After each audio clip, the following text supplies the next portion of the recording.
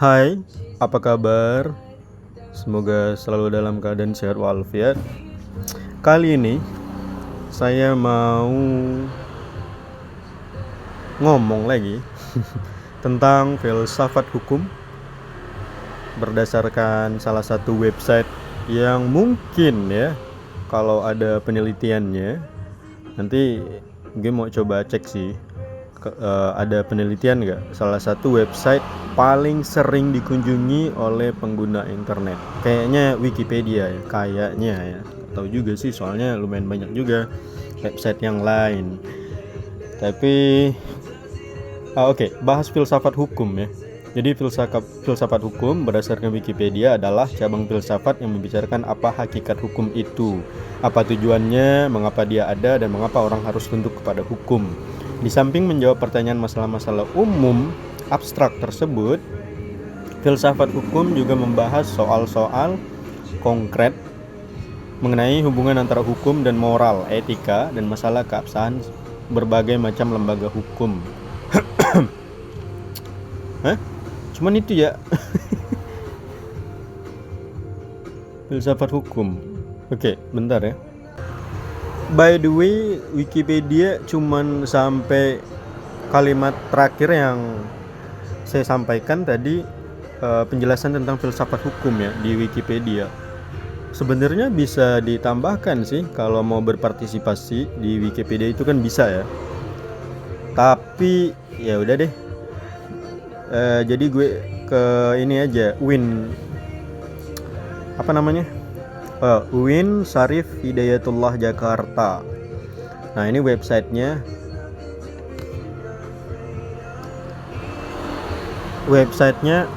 Sorry. Jadi ada sebuah buku nih tentang filsafat hukum. Penulisnya Kamarusdiana MH, Magister Hukum ya kayaknya. Filsafat hukum penulis Kamarusdiana, editor Neng Sri Nuraini MPD. Cetakan pertama Desember 2018. ISBN-nya ada ya, 978602 978602 346 0854. Diterbitkan oleh UIN Jakarta Press, Pusat Penelitian dan Penerbitan Puslitpen, Lembaga Penelitian dan Pengabdian kepada Masyarakat LP2M, UIN Syarif Hidayatullah Jakarta. Oke, kata pengantarnya. Ini salah satu buku ya, by the way ya. Puji syukur dipanjatkan kehadirat Allah Subhanahu wa taala atas rahmat, karunia dan hidayahnya. Buku ini pada akhirnya dapat diselesaikan. Selawat serta salam dipersembahkan untuk Nabi Muhammad SAW yang telah membawa umat manusia menuju kebenaran hakiki. Oke, lagi betulin posisi duduk yang bagus, yang benar. Gini ya. Jadi sampai mana tadi kata pengantar ya? Buku ini dimaksudkan untuk mengetahui dan menjelaskan tentang makna filsafat dalam bidang hukum, baik dari sisi sejarah, tokoh, dan perkembangan filsafat hukum itu sendiri dari masa ke masa. Secara teoritis, buku ini diharapkan memperkaya wawasan bagi pengembangan ilmu hukum pada umumnya dan filsafat hukum pada khususnya. Secara praktis, buku ini diharapkan dapat memberikan kegunaan terutama untuk dijadikan dasar pikiran dalam pembangunan hukum nasional yang sesuai dengan nilai-nilai yang dianut oleh bangsa Indonesia. Buku ini dapat diselesaikan karena kontribusi dari banyak pihak, baik pemikiran, dukungan material, maupun motivasi. Apa tuh motivasi? Kayaknya ini typo ya, seharusnya motivasi yang tidak ternilai harganya. Ucapan terima kasih kepada Rektor UIN Syarif Hidayatullah Jakarta beserta seluruh unsur pimpinan, para dosen dan mahasiswa yang selalu memberikan dinamisasi keilmuan dalam bidang kajian hukum, khususnya filsafat hukum. Semoga segala kebaikan yang telah diberikan mendapat balasan yang sesuai dari Allah Subhanahu wa taala dan senantiasa mendapat limpahan rahmat serta karunia darinya. Amin. Jakarta, November 2018. Penulis, bahkan penulisnya nggak dicantumkan ya nama atau tanda tangan gitu. Daftar isi bab 1 pendahuluan ya, kayak Form dari buku pada umumnya ya, pendahuluan, latar belakang, pengertian, kedudukan filsafat hukum dalam konstelasi ilmu, manfaat mempelajari filsafat hukum, ilmu-ilmu yang berobjek hukum. Kemudian bab 2-nya ada pandangan tentang hukum pada zaman klasik. Yang pertama, yang A itu hukum zaman Yunani kuno, dan B itu hukum zaman Romawi, C hukum pada abad pertengahan, bab 3 pandangan tentang hukum pada zaman modern, A zaman Renaissance, B zaman Aufklärung, C hukum abad berapa nih? 19 ya. Hukum abad 19. Bab 4 itu ada pandangan tentang hukum era postmodern, modern. Kemudian A gambaran umum hukum era postmodern, B tradisionalisme Islam, C filsafat perennial sebagai jembatan. Bab 5 fungsi dan efektivitas. Sampai mana tadi bab 4 ya? Pandangan tentang hukum era postmodern. 6 menit. Kemudian ada gambaran umum hukum era postmodern. Ada tradisionalisme Islam, filsafat perennial sebagai jembatan. Bab 5 ini ada fungsi dan efektivitas hukum dalam masyarakat. Yang A itu hukum sebagai social control, halaman 47. B hukum sebagai alat untuk mengubah masyarakat, 47. C efektivitas hukum. Bab 6 itu aliran-aliran dalam filsafat hukum. Ada aliran hukum alam, aliran positivisme hukum, kemudian ada C aliran utilitarianisme, D ada mazhab sejarah, E aliran sociological jurisprudence, F aliran realisme hukum. Bab 7 teori-teori hukum. Ada A pengertian teori hukum, B sejarah perkembangan teori hukum, C objek kajian hukum, C D jenis-jenis teori hukum, E macam-macam teori hukum. 1 teori negara hukum, 2 teori tentang keadilan, 3 teori hukum pembangunan, 4 teori hukum demokrasi, 5 teori kedaulatan. 6 penerapan teori kedaulatan di Indonesia, halaman 105. 7 teori penerapan hukum, legalitas hukum, halaman 106. F teori maslahat kebaikan dalam hukum Islam, 107. G teori perlindungan anak.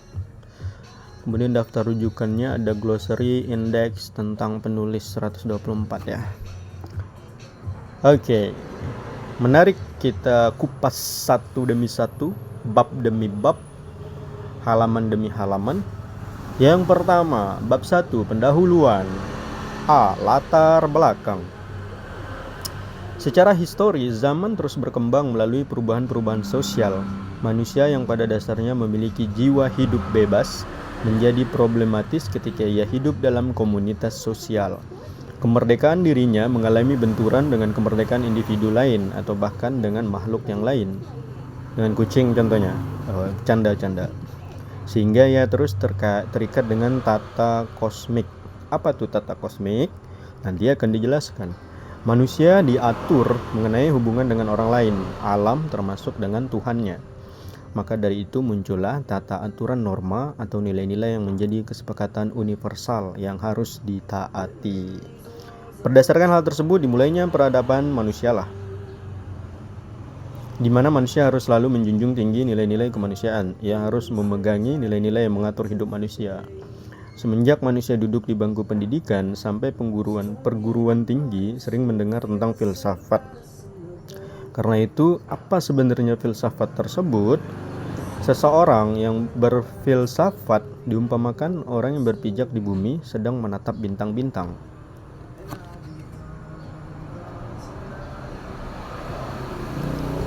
Kayak gitu mungkin ya. Dia ingin mengetahui hakikat keberadaan dirinya. Ia berpikir dengan sifat menyeluruh, tidak puas jika mengenal sesuatu hanya dari segi pandang yang semata-mata terlihat oleh indrawi saja. Ia juga berpikir dengan sifat spekulatif dalam analisis maupun pembuktiannya. Dapat memisahkan spekulasi mana yang dapat diandalkan dan mana yang tidak. Dan tugas utama filsafat adalah menetapkan dasar-dasar yang dapat diandalkan. Secara lebih spesifik, filsafat hukum merupakan ilmu yang mempelajari hukum secara filosofis yang digaji secara luas, mendalam, sampai kepada inti atau dasarnya yang disebut dengan hakikat.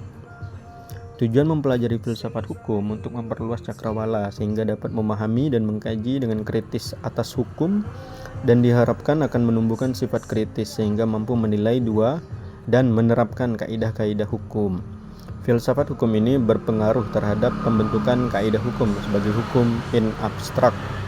Theo Hugibers 1995, page 16. Cabang ilmu utama dari filsafat adalah ontologi, epistemologi, dan tentang nilai, aksiologi, serta moral, etika. Ontologi metafisika membahas tentang hakikat mendasar atas kebenaran sesuatu. Epistemologi membahas pengetahuan yang diperoleh manusia, misalnya mengenai asalnya sumber dari mana sajakah pengetahuan itu diperoleh manusia, apakah ukuran kebenaran pengetahuan yang telah diperoleh manusia itu, dan bagaimanakah susunan pengetahuan yang sudah diperoleh manusia. Ilmu tentang nilai atau aksiologi adalah bagian dari filsafat yang khusus membahas mengenai hakikat nilai berkaitan dengan tingkah laku manusia, di mana nilai di sini mencakup baik dan buruk serta benar dan salah. Berfilsafat adalah berpikir radikal. Radix artinya akar, sehingga berpikir radikal artinya sampai ke akar suatu masalah, mendalam sampai ke akar-akarnya. Bahkan menarik sekali ya, salah satu buku dari siapa tadi, lupa penulisnya, tentang filsafat hukum. Ternyata menarik sekali, suka sekali bacanya. Kategorinya suka sih, belum suka sekali karena diisi dengan berbagai kosakata, yang intinya kosakata yang tidak familiar, maksudnya tidak sering digunakan di keseharian ya, daily life. Naikin dikit ya biar enak bacanya. Waduh, apa tuh? Oke.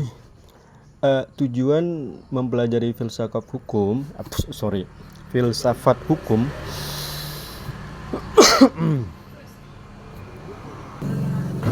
Jadi tujuan mempelajari filsafat hukum untuk memperluas cakrawala sehingga dapat memahami dan mengkaji dengan kritis atas hukum, dan diharapkan akan menumbuhkan sifat kritis sehingga mampu menilai, menerapkan dan menerapkan kaidah-kaidah hukum.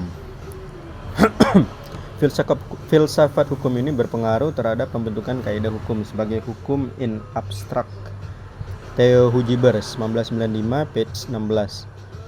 Cabang ilmu utama dari filsafat adalah ontologi, epistemologi, dan tentang nilai, aksiologi, serta moral, etika. Ontologi metafisika membahas tentang hakikat mendasar atas kebenaran sesuatu. Epistemologi membahas pengetahuan yang diperoleh manusia, misalnya mengenai asalnya sumber dari mana saja pengetahuan itu diperoleh manusia, apakah ukuran kebenaran pengetahuan yang telah diperoleh manusia itu, dan bagaimanakah susunan pengetahuan yang sudah diperoleh manusia. Ilmu tentang nilai atau aksiologi adalah bagian dari filsafat yang khusus membahas mengenai hakikat nilai berkaitan dengan tingkah laku manusia, di mana nilai di sini mencakup baik dan buruk serta benar dan salah. Berfilsafat adalah berpikir radikal. Radix artinya akar, sehingga berpikir radikal artinya sampai ke akar suatu masalah, mendalam sampai ke akar-akarnya, bahkan melewati batas-batas fisik yang ada, memasuki medan pengembaraan di luar sesuatu yang fisik. Kalbertens 2007, page 11 ya. Berfilsafat adalah berpikir dalam tahap makna. Ia terikat makna dari sesuatu. Berpikir mendalam terhadap makna artinya menemukan makna terdalam dari sesuatu yang berada dalam kandungan sesuatu itu. Dalam filsafat, seseorang mencari dan memerlukan jawaban, dan bukan hanya dengan memperlihatkan penampakan, appearance semata, melainkan menelusurinya jauh di balik penampakan itu dengan maksud menentukan sesuatu yang disebut nilai dari sebuah realitas. Simon Petrus L. Cahyadi 2004, page 38. Filsafat memiliki objek bahasan yang sangat luas, meliputi semua hal yang dapat dijangkau oleh pikiran manusia dan berusaha memaknai dunia dalam hal makna Darji Damu Diharju dan Siddhartha. 15 menit. Cukup ya?